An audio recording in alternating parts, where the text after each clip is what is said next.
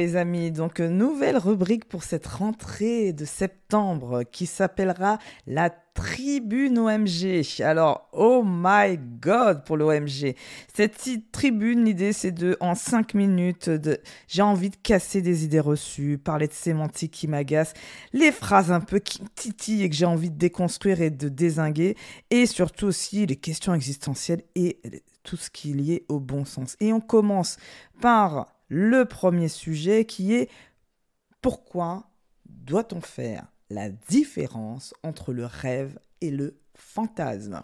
Parce que c'est deux choses complètement différentes. Et malheureusement, dans notre société, ce que je vois, ce que j'entends, surtout sur les réseaux sociaux où je suis très présente, comme vous le savez sur LinkedIn et Instagram, donc je vois beaucoup on va dire, d'incompréhension de ma part, de voir que on peut malheureusement ne pas trop faire la différence entre un rêve et un fantasme. Alors si on commence déjà par le fantasme, comme ça vous allez très très vite comprendre mon idée, c'est que le fantasme, c'est vous regardez la vie de quelqu'un d'autre, elle vous fait envie et vous vous dites que vous voulez la même.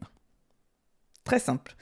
Donc, vous regardez sur les réseaux sociaux, vous voyez que la personne, elle a une vie de rêve, elle vit en Thaïlande, au bord de la mer, et vous vous dites, dans votre canapé, que, en fait, je rêve d'avoir cette vie.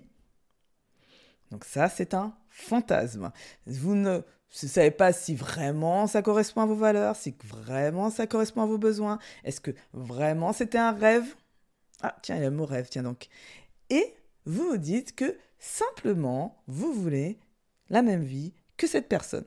Et donc ça, c'est de l'ordre du fantasme. La différence avec un rêve, ce que je travaille avec mes clients notamment et que je construis ma vie avec mes rêves, c'est que on décide de créer son rêve à partir de qui on est, de ses valeurs, de ce à quoi on aspire, de la contribution qu'on veut dans le monde. Et il y a un lien, généralement aussi, avec nos envies, nos désirs d'enfant. Donc pour construire un rêve, par exemple, moi je suis partie avant l'âge de 6 ans, avant que la société nous empêche de rêver, nous dise que c'est pas bien de rêver et que c'est pas bien d'être dans la lune. Avant tout ça, on rêvait, il y avait même des enfants qui imaginaient voler, peut-être qu'ils sont devenus pilotes et je l'espère qu'on a alimenté leurs rêves quand ils étaient petits. Si ce n'est pas le cas, vous avez des enfants, pensez-y, hein. Continuez à alimenter les rêves de vos enfants, ils en ont besoin pour ce monde qui est pas si facile que ça pour eux. Donc tout ça pour dire que vous vous connectez avec l'enfant libre que vous étiez, vous vous rappelez les convictions que vous avez, les valeurs qui sont importantes pour vous et vous décidez de construire votre rêve.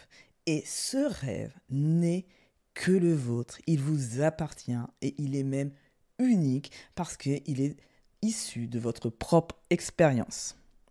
Et généralement, le truc magique avec le rêve, et qui est juste génial, c'est que quand c'est un rêve qui vient de vous, eh ben, vous n'avez pas de problème de procrastination, vous n'avez pas de problème de vous mettre en action, vous savez pourquoi vous le faites, ça a du sens pour vous, et donc vous ne serez pas dans votre canapé en train de rêver de la vie de quelqu'un d'autre. Donc, ça c'est dit. J'espère en tout cas que ce premier épisode vous a plu. Je vous avais un très rapide, c'est très light. Dites-moi surtout, mettez-moi un avis sur Apple Podcasts ou dans un commentaire LinkedIn pour me dire si ce nouveau format vous plaît et ainsi je continuerai à vous en faire. Donc n'oubliez pas, arrêtez de fantasmer votre vie et plutôt rêvez-la.